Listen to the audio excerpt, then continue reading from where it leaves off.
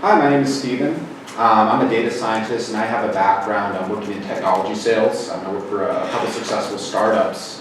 And I actually became interested in data science just because of the power that the field has for helping solve business problems and really problems for society as a whole. Given that, one area of particular interest for me is fake news, something that's very relevant, kind of in our modern day society, and a big problem. So this is something that I wanted to address with my capstone project.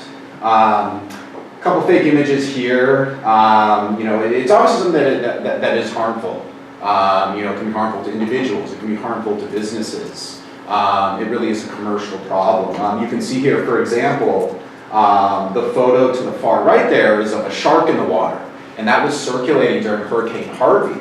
And that can actually be really bad because during a hurricane, people are panicked already, right? And so when you have an image like this that's fake, it kind of causes more alarm.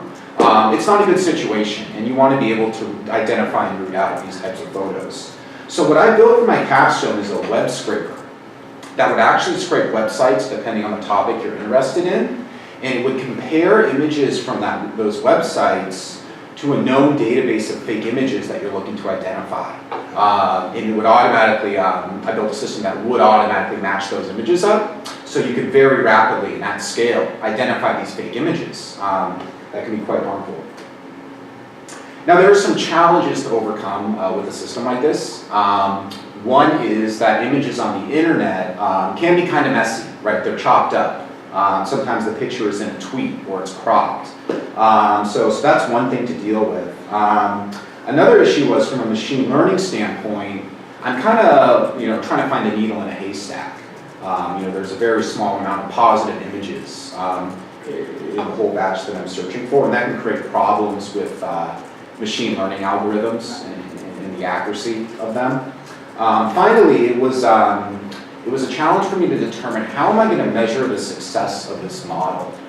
These images aren't labeled. I don't know. When I download a bunch of images from the internet, I don't know which ones are fake or not. So I had to think about how am I going to measure or even know if I'm capturing those fake images. So the way I address these challenges is first I crafted my approach and I actually separated out what I describe as full frame fake images. So they're not cropped, they're not chopped up. But they're full frame, maybe they're different sizes or different quality. And I had a different approach for that versus images that were a little bit more cropped, maybe inside the tweet, along those lines. For the unbalanced classes and really for the measurement purposes, I used a technique called SMOTE. Not to get too technical, but that essentially involves, I went out and I found examples of images for each known fake image that were circulating on the internet, and I essentially synthetically created new images by averaging those. And what that allowed me to do is create a more balanced data set, and it gave me a really big batch of images I basically created that I could use to measure success on and make sure I'm matching up with those images. This is just an overview of some of the technologies I use in my workflow. Scrapey for web scraping, and OpenCV for image processing and analysis were some unique technologies to this project. When it came to modeling and really measuring these results, I ended up choosing a random forest machine learning algorithm. The reason for that is throughout this project, I did a lot of experimentation with different features. There's a lot you can measure when it comes to an image, and so I really experimented with a lot of different measurements.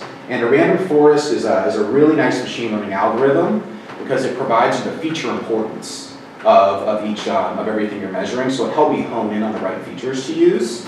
And it also really has very high predictive accuracy for actually classifying the images correctly. In fact, on full frame images, which are, as you can see here, when you really have that full picture, I was able to get a 94% recall rate and a 93% precision rate. Now what those are, recall is effectively measuring how I'm ensuring that I don't miss correct targets. It's really important, especially for the application of this project, so making sure that nothing slips through the cracks, essentially. And I was very happy with 94% there.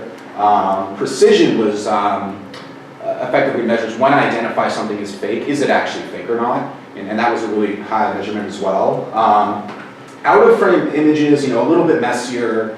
Those accuracy marks were a little bit lower, but it's going to take some more depth and advanced techniques and time put into it to really get these higher. So there's some future opportunities with this project. As I mentioned, improving the template matching or finding images within images is one big one. I also scrape text data from all these websites that I'm going through and try to find fake images on. And there's a really great opportunity to do some text analysis around where fake images are being used as well. Finally, I can look at trends in different websites that are using fake images, even potentially incorporate social media at some point. So those are some future opportunities and different things I can do to expand the project.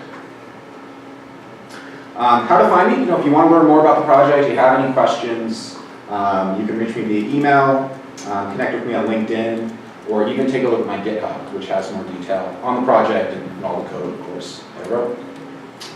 Thank you so much. Any questions?